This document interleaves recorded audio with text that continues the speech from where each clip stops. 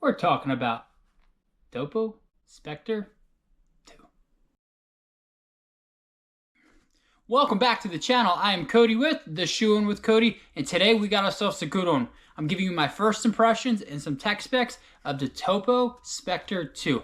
I just got this shoe in and I've been racking the miles in. I maybe have about 17-ish miles, definitely more miles than I expected for first impressions, but I definitely have a lot to say. In this review, I'm going to cover some of the tech specs and how it's been for those first couple miles, how it's been on some long runs. I definitely have a lot to dive into, but before I do, I need to point out one thing. This shoe was provided to me by Topo, but they have no say or an opinion in any of the content or reviews I do on the shoe. I also have a favor to ask.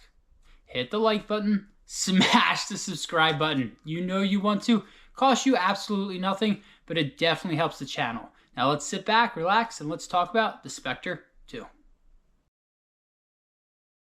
To kick this video off, I am going to talk about the tech specs, and there is a lot to cover when it comes to this shoe.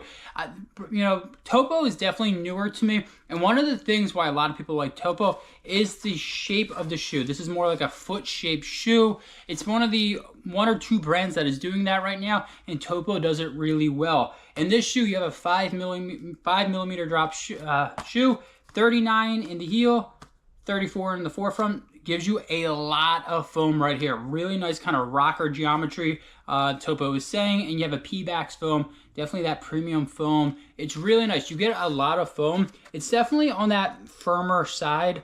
You can see right here. You know, it's nice. It's that middle ground. It's not too squishy. It's not too firm. The P-Bax foam they picked for this shoe is really nice.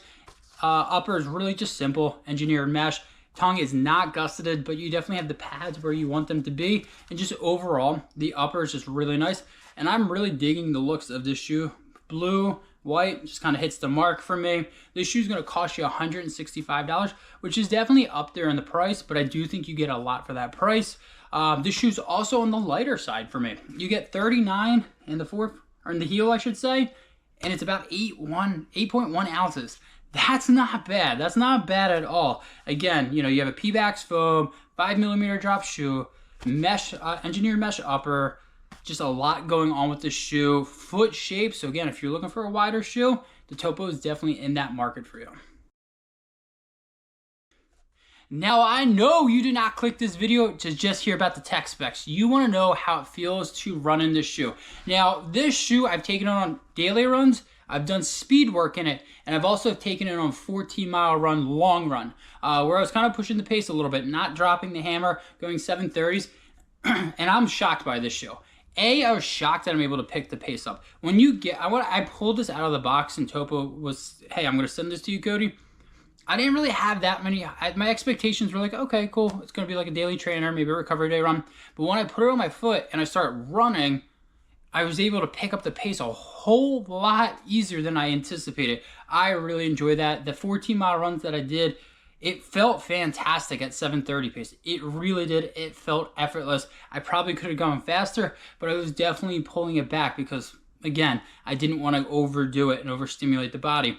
The upper for me works out really nicely. Even though the tongue is not gusseted, I got a great lockdown. The foam in the back is just enough where it's not too much. It's not over padded where you're just sweating. It just is like the padding is where you want it to be in this shoe.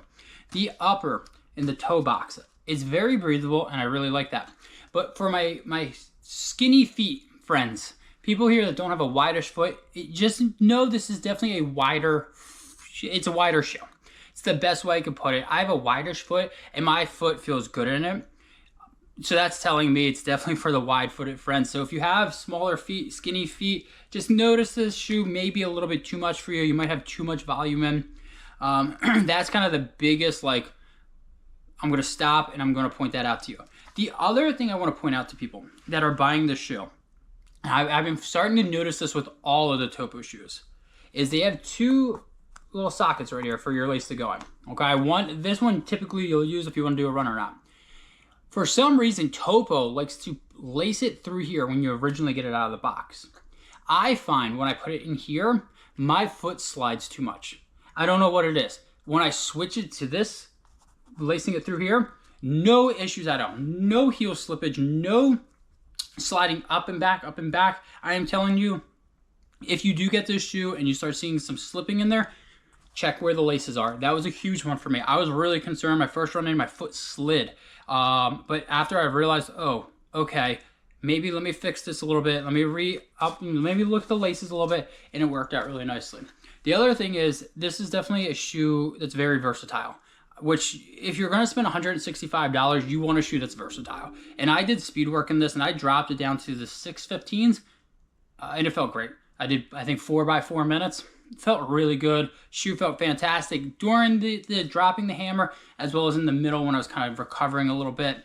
Overall, really liking this shoe. I still need to get a ton more miles in, but overall, the Topo Specter 2, it surprised me, and I think a lot of people are going to like this. I did go true to my size, my 9.5 in men's. No issues at all. I definitely would recommend going true to size. And again, if you have a skinnier foot, you don't have a wide foot, just buyer beware, all right? Buyer beware. Thank you for checking out this first impressions into tech specs. Again, make sure you're hitting that like button, smashing that subscribe button. We got a lot happening here in the channel, and I want you involved. Thanks for checking out this review. Till next time, I'll see you out on the run.